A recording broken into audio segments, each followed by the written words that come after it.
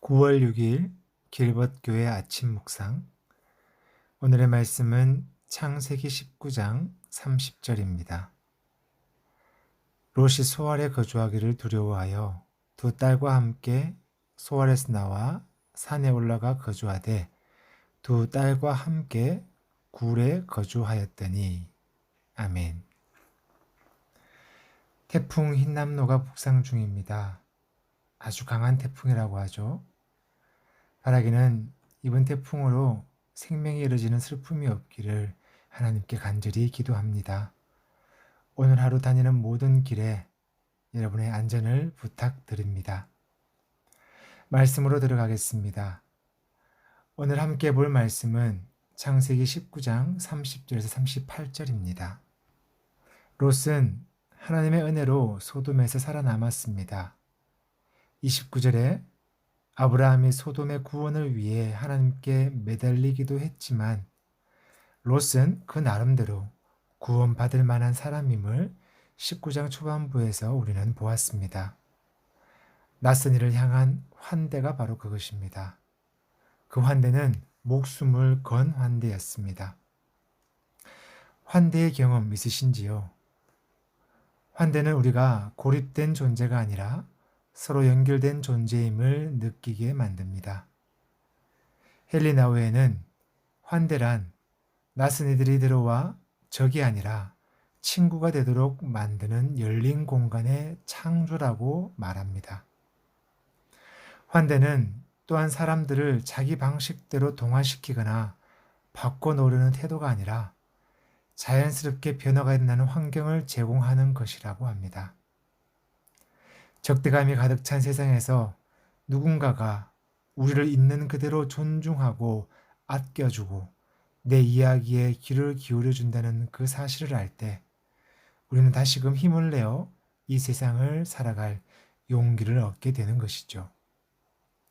아브라함, 롯, 이 두 사람은 바로 환대의 사람이었습니다. 하지만 롯의 길은 여기까지입니다. 그의 길이 왜 여기까지였을까요? 시간이 지나고 나서 생각해 볼 수 있는 부분입니다. 바로 그의 선택이 문제였습니다. 창세기 13장에서 롯은 아브라함과의 선택에서 아브라함보다 더 나쁜 부분을 선택했다는 사실입니다. 땅의 선택을 말합니다.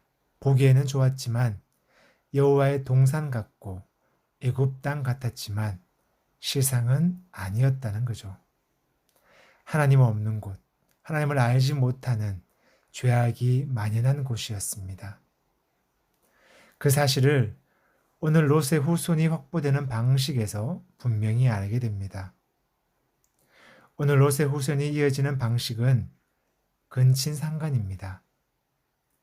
소돔의 멸망으로 롯은 아내를 잃었고 두 딸만 구사일생으로 살아남았습니다. 두 딸은 아버지가 늙었으니 재혼하여 자식을 기대할 수 없음을 생각하고 자신들의 방식으로 아버지의 자식 곧 후손을 이으려고 합니다. 당시 여인이 인정받는 방식은 아이를 낳는 것입니다. 지금과 다른 그때의 세계에서는 어떤 대가를 치르더라도 아이를 낳으려는 것이 그리 별난 일은 아니었습니다. 사라가 하녀 하가를 통해 아들을 보려고 했던 것도 바로 이러한 일입니다. 하지만 오늘의 방법은 근친상간이라는 윤리적인 부분에서 많은 이야기가 필요한 부분입니다. 하지만 당시 한 집안의 씨가 마르게 될 위기, 곧 후손이 없는 것보다는 근친상간은 작은 악으로 보았다는 거죠. 그렇게 해서 두 딸은 모압과 베남미 곧 암몬을 얻었고 그들은 모압과 암몬의 조상이 되었습니다. 그래서일까요? 이스라엘은 모압과 암몬이 친척이었지만 그들과의 관계가 좋지 않은 것을 우리는 성경에서 보게 됩니다. 무엇이 문제였을까요? 앞서도 얘기했지만 롯의 선택입니다. 롯을 아브라함과 비교하지 않을 수가 없습니다. 땅의 선택에서부터 둘은 달랐습니다. 그리고 후손을 확보하는 방식 또한 달랐습니다. 무엇이 다른지는 아마 아실 겁니다. 바로 하나님의 약속입니다. 하나님의 약속, 하나님의 말씀, 그 뜻에 가까이 있는 사람은 롯이 아니라 아브라함이었습니다. 땅을 선택하는 것이나 후손을 잇는 방식, 모두 하나님의 약속을 기억하면서 진행되었습니다. 그로 인해 우리 앞에 선택지가 두 개가 놓였습니다. 과연 나의 방식은 어떤 방식에 더 가까운지 한번 비교해 보시기 바랍니다. 하나님의 약속을 기억하는 삶의 방식인지, 세상이 원하고 세상이 말하는 방식인지, 이 땅에서 그리스도인으로 살아가기란 참으로 어려운 것 같습니다. 예수님의 제자로 살아가기란 너무도 힘든 일 같습니다. 누가복음 14장에서 예수님을 말씀합니다. 자기 친지는 물론 자기 목숨, 자기 재산까지 미워하고 자기 십자가를 지지 않고서는 나의 제자가 될 수 없다. 예수님의 제자가 되는 일이 가능한 일일까라는 생각이 듭니다. 분명히 어렵고 힘든 일이지만 우리는 그 길을 가야 합니다. 왜일까요? 하나님만이 생명이시기 때문입니다.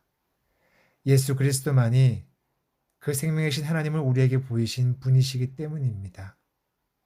어렵고 힘들지만 세상의 방식이 아니라 하나님의 방식, 그 약속의 방식, 예수 그리스도의 제자로서 그리스도인으로서 오늘을 살아갑시다. 성령 하나님께서 우리를 도우실 것입니다. 아멘. 기도합니다.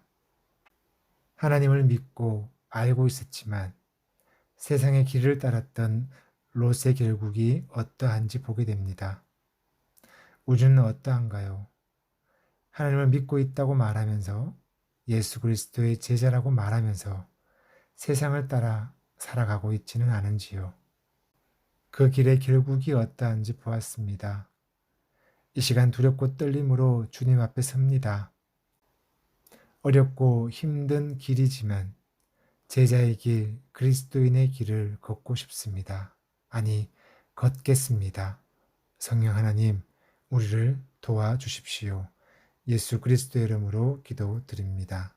아멘.